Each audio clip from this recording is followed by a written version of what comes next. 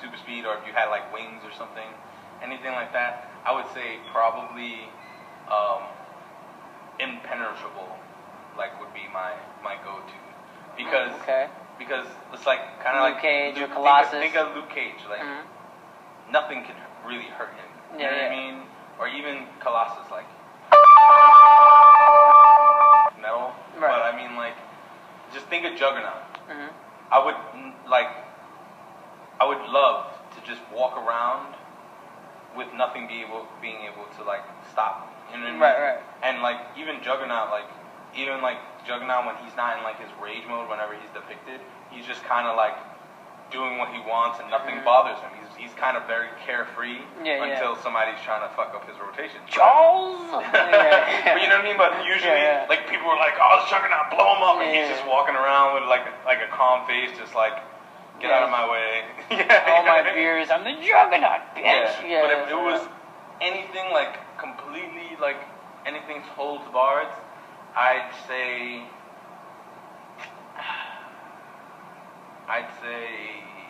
probably Phoenix. Wow, Phoenix Force. So the Phoenix That's Force, different. I ain't heard nobody ask for that kind of power. No. The Phoenix Force, man, is not only like mystical, like space juju, cosmic energy. But it's, like it allows to amplify anybody's power. As we've seen in Avengers vs. X-Men, when we saw when they got split into 5 different people, and you saw how that affected each and one of them. So that's what I'm saying.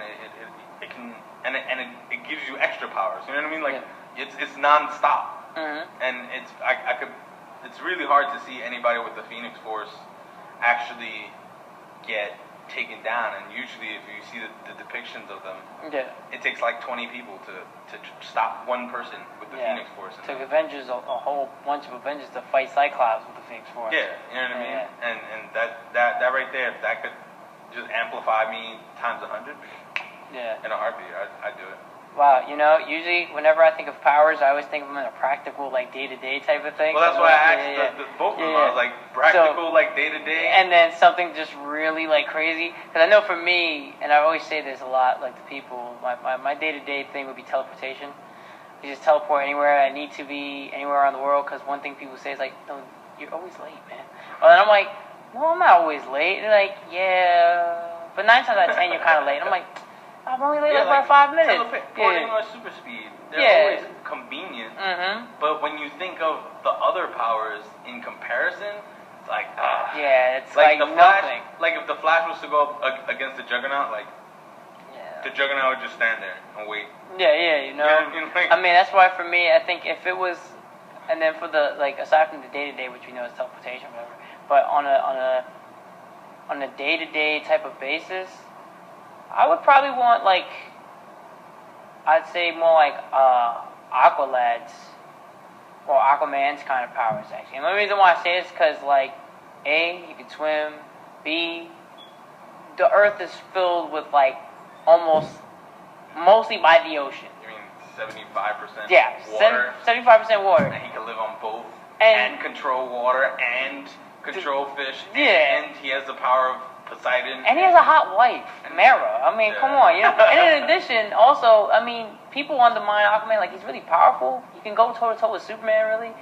And, I mean, people forget, like, Superman, like, one of his weaknesses is magic. And Aquaman's powers are also magic-based as well, since, like, his enchanted, like, Atlantean, like, But see, that's the thing. A lot of people think, when they think Aquaman and his powers, they're like, physical powers. Oh, he could talk to fish. That's it. It's like, no, he has mystical powers. Any mystical power you think Poseidon has, he pretty much has. He has the trident.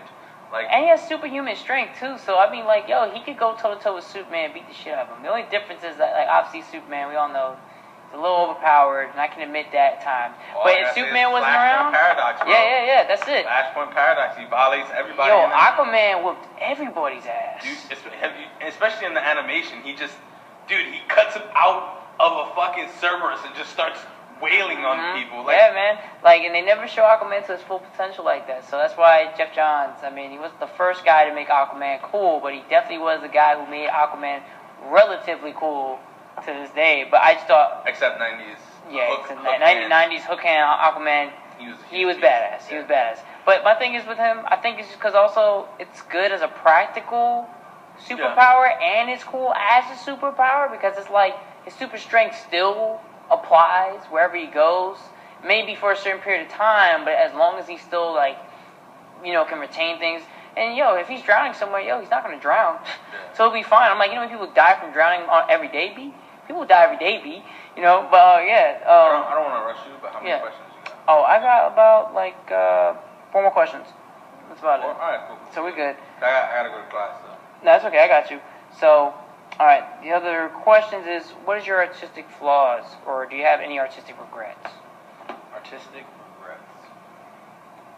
I do regret not diving into color sooner. You know what I mean?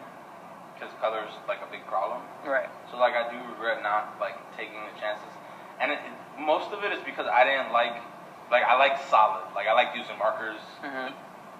Like even pencils. Like there was even a point where I completely stopped using pencil. I went straight to pen. And I started drawing everything from scratch from pen, and whatever came out, you know what I mean? And it, like, doing it like that helped me learn how to fix my mistakes without having to erase. But I wish I would have gotten to color because regardless if I didn't like crayons or pastels or color pencils, like, I see what people can do with color, and I'm like, fuck, I can't do that, Yeah. So, okay. So then, question 16. What do you draw on a daily basis? Daily basis? Most of the time, I'm just doodling. And by doodling, I mean I literally scribble. If I have an idea for something, I'll draw it like shitty, maybe 3 or 4 times until I get it the right way that I want. You know what I mean? And like most of the time, if I don't have any ideas, I practice like my graffiti tag. You know what I mean? I'll just do that a bunch of times until I get something better. Okay, cool. All right, biggest fear. Biggest fear for me, like in general. Yeah. Being alone. Can't stand being alone. I was alone for too much of my life, and not that it's like a hard fear, because if I'm alone, I have to deal with it.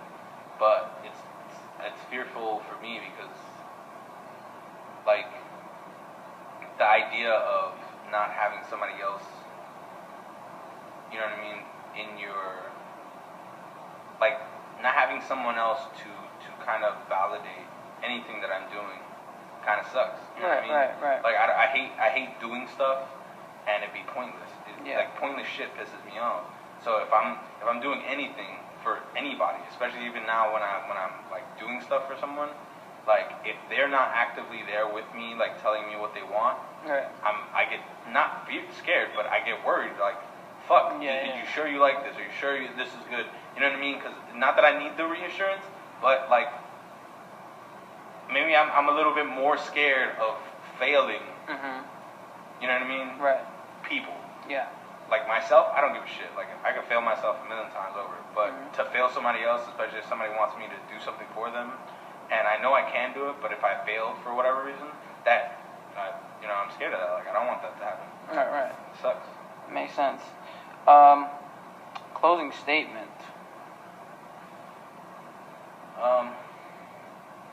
Closing statement for anybody who does any kind of art is just kind of like put it out there.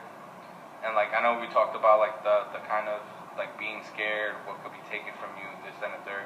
It's just kind of getting your knowledge up to par to knowing what you can and cannot do, what you can and cannot release, who you can and cannot talk to about certain things, because there's definitely enough people that are willing to pretend and really they're out to get you, you know? So like just be smart. If you need to be reserved in order to hold back, cool. You know what I mean? But don't shy away from asking others for help. Right. Or or for reference. Like even I asked you for like a reference sketch. It's not a bad thing to need criticism, because everybody always helps each other. That's it. Yeah. All right. So that's the recording. I will be typing this up later on tonight and tomorrow. Might just be able to put this up on my blog. Hopefully I can put the recording just as much the actual... Who keeps... Oh, just notifications. Alright, well, see you around.